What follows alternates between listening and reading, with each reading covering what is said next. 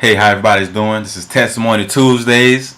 This is the fifth one, so I thank you all for supporting me and following me on these testimonies every Tuesday night.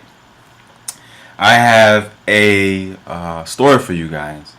My sister got married back in 2004, 2005, and this is a picture of her right here, and me and her, on her wedding day, which you'll think is her wedding day, but it's a long story. Why are we at, uh, you know, just like this with the ocean view, you know what I mean, on her wedding day?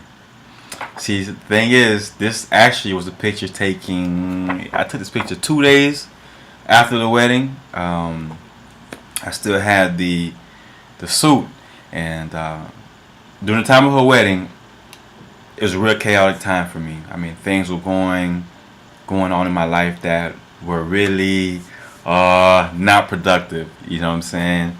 But I wanted to be there for my sister's wedding, even though I know that I couldn't got in a lot of trouble while I was there. I was in the middle of a war season of war, of battles in my life, and I was sort of kind of on a run from police, so I didn't want to go there. Of course, they're looking for me. They're gonna go to my sister's wedding. You know what I'm saying? You watch those gangster movies. You want to catch the gangster, go to the wedding.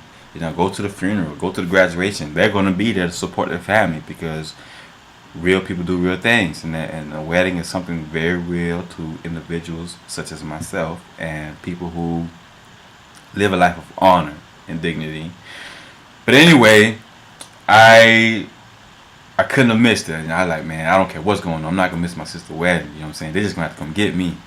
So I went and I played the background. Even though I was dressed nice and sharp, my dreads were nice. Yes, I had dreads, as you can see. They're actually braided, very nice, very pretty. I went and got it done at the salon to just tighten it up and everything, shampoo it and all that good stuff. But I played the background, and you're talking about 200 guests, probably a little more than that. It was a big wedding. Big wedding. My sister has 3 kids right now. I call them the young kings, my 3 little nephews. But at the time, she didn't have any kids yet, so I was very proud of her. But I was helping with the food because there was a lot of food there and a lot of guests and people getting impatient. Somewhat, it was a very organized wedding. So I decided to go and help with the food situation. I didn't take part in the wedding, as in walking in the wedding. Of course, I should have been. You see how handsome I am, right? You see how cute I look. But but anyway, I want to share that story with you guys because I didn't want to live my life or to look at her years from that time, which is now 8 years ago, and looking at now what you're in 2013. I didn't want to regret not being there. You know what I'm saying? I don't like living a life of regrets. I don't like holding back when I really want to do something. You know what I'm saying? And to think back, oh, I didn't do it. One of the things that always I end up kicking myself in the head for not doing is when I see an attractive female somewhere and I didn't say anything to her. You know what I'm saying? It's okay to say hi or something. Sometimes I don't say anything. People think I'm just this outrageous, super ambitious individual, which I am ambitious. But when it comes to a woman, I get a little nervous sometimes.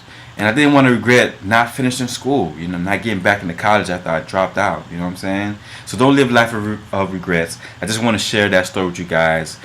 Testimony Tuesdays. And stay tuned for my podcast. I have a podcast coming out in October, which is next month. I'm super excited.